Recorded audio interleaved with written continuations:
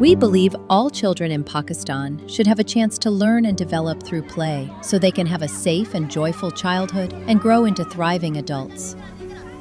The focus of Right to Play International in Pakistan is to work on three thematic areas, which are primary education, empowerment of young women and girls, and psychosocial well-being of children.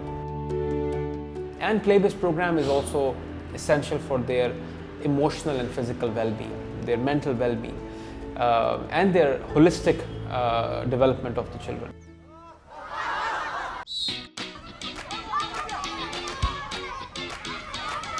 हम समझते हैं कि play के अंदर एक बहुत ही transformative power है, जिससे बच्चों को न्यूमरेसी, लिटरेसी, लाइफ स्किल्स और बहुत सारी ऐसी चीज़ें सिखाई जा सकती हैं जो कि क्लासरूम टीचिंग में सिखाना मुश्किल है।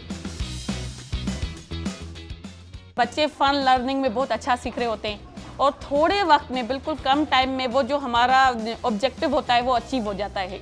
उससे ये खुशी होती है कि हम अपने बच्चों को और भी अच्छे तरीके से इंगेज कर सकेंगे, क्लासरूम में अच्छे तरीके से बच्चों को पढ़ा सकेंगे। सेल्फ सेटिस्फेक्शन बहुत ज़्यादा बढ़ जाती है।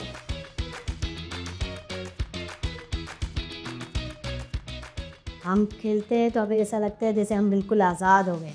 हम कोई रोकने वाला नहीं होता है। हम अपनी मर्ज़ी से अपना जो दिल में होता है वही करते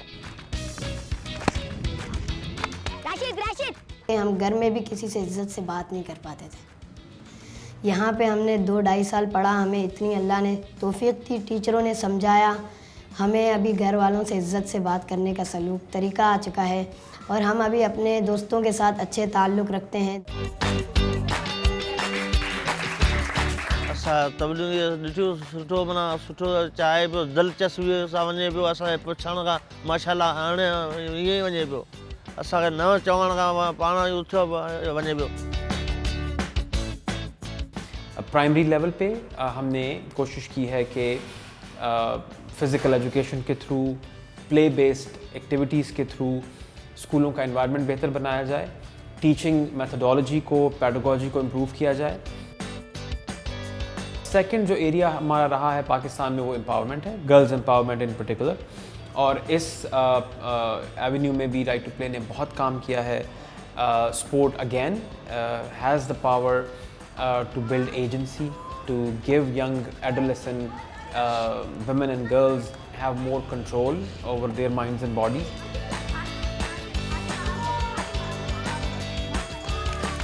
और तीसरा जो एरिया जिसमें हमने काम किया है स्पेशली 2022 के फ्लड्स के बाद, वो है psychosocial support, psychosocial first aid बच्चों को देना, और जिसको हम कहते हैं एजुकेशन इन इमरजेंसीज।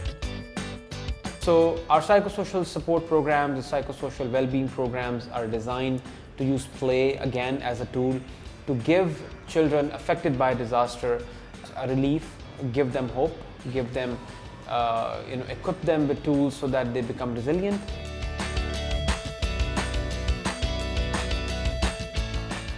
अब अगर कोई बच्चा ऐसा है जो कि 15 अबव है और उसने बिल्कुल ही एजुकेशन कहीं पे भी नहीं ली है, तो उसके लिए एक प्राइवेट स्कूल में जाना और वहाँ जाके पढ़ना, और वहाँ जाके 1 to 5 अगर वो पढ़ता है तो उसे अपने 5 साल पूरे देने पड़ते हैं एक प्राइवेट और फॉर्मल इदारे में। जबकि नॉन फॉर्मल इदारे में हमारे पास अगर बच्चा 1 to 5 पढ़ता है तो उसे सिर्फ 2.5 साल में जो है वो बच्चा क्लासेस पास कर लेता है। तो उसके लिए बहुत बड़ी अपॉर्चुनिटी है, वो कम टाइम में जो है वो ज़्यादा क्लासें पास कर रहा है। एक तो ये बहुत अच्छी अपॉर्चुनिटी है उन बच्चों के लिए जिनकी एज जो है वो बढ़ गई है, किसी वजह से उनके एडमिशन्स वगैरह नहीं हो पाए।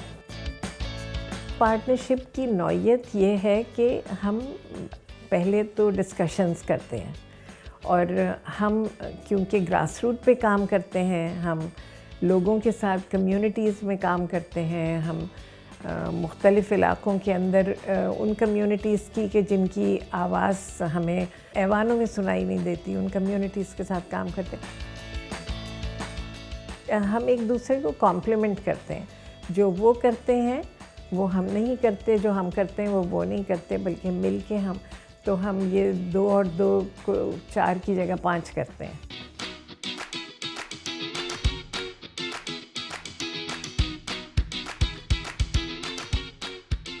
हमारे इनके साथ एक मेमो ऑफ अंडरस्टैंडिंग जो है वो government of Sindh school education department के साथ साइन हुआ था कि हमें ये किस चीज़ में मदद किस तरह दे सकते हैं और हमसे क्या एक्सपेक्ट कर रहे हैं। तो हमने फिर मिलके एक मेमो ऑफ अंडरस्टैंडिंग तय किया कि हमारे बच्चों की ये ज़रूरत की चीज़ है जो राइट टू प्ले पाकिस्तान में इंट्रोड्यूस करवा चुका है और करवा रहा है मुख्तलिफ़ जगहों पे।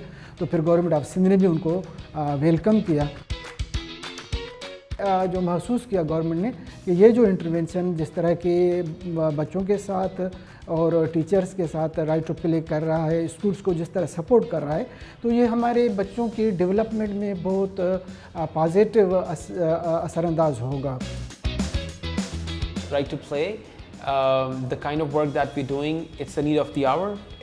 It has the ability and it has proven to showcase the results to improve quality education in schools, to retain children in schools, to reduce dropouts, and to make schooling an overall improved learning experience for children in schools. I would like to use this platform as well to appeal to all the donor agencies globally and donor agencies in Pakistan to continue their support and increase their support to educational development in Pakistan.